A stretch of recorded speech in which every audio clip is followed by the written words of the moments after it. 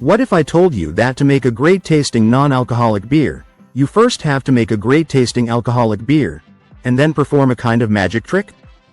It sounds like a riddle, but it's the secret behind the incredible boom in the world of non-alcoholic, or NA, craft beer.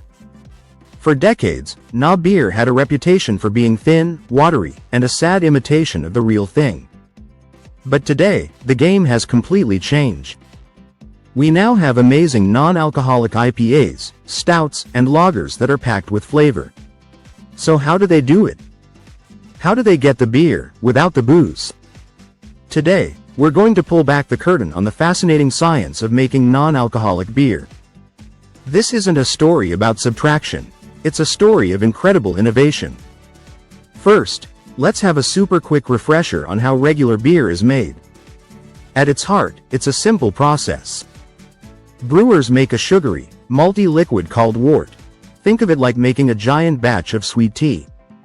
Then, they add the magic ingredient, yeast. Yeast is a living organism that absolutely loves to eat sugar. As it eats the sugar in the wort, it creates two very important byproducts: carbon dioxide, which gives beer its bubbles, and a little thing called alcohol. That process is called fermentation. Now, for non-alcoholic beer, brewers let this process happen. They create a full-flavored, fully fermented, alcoholic beer. The art, the craft, the flavor is all there. But then comes the challenge. How do you get the alcohol out, without destroying the taste? This is where the magic tricks begin. There are a few clever ways to do it. Method 1. The gentle boil off. This is one of the oldest and most straightforward methods. It's based on a simple fact of physics. Alcohol has a lower boiling point than water. Think about making a rich soup stock. If you let it simmer on the stove for a long time, the water evaporates and the flavor concentrates. It's the same idea here. Brewers will gently heat the finished beer to a temperature that's hot enough for the alcohol to turn into vapor and evaporate away, but not so hot that it boils the water. The challenge?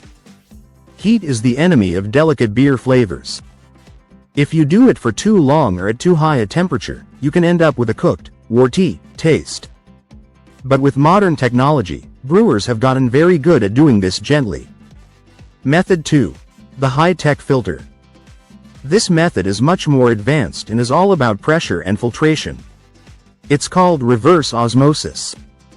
I want you to picture a filter that is like a molecular bouncer at an exclusive nightclub. It's a membrane with microscopic pores. When the beer is pushed against this filter at high pressure, the tiny water and alcohol molecules are allowed to pass through the velvet rope. But the bigger, more important molecules, the ones that carry all the hops, the malt, the flavor, and the aroma, are stopped at the door.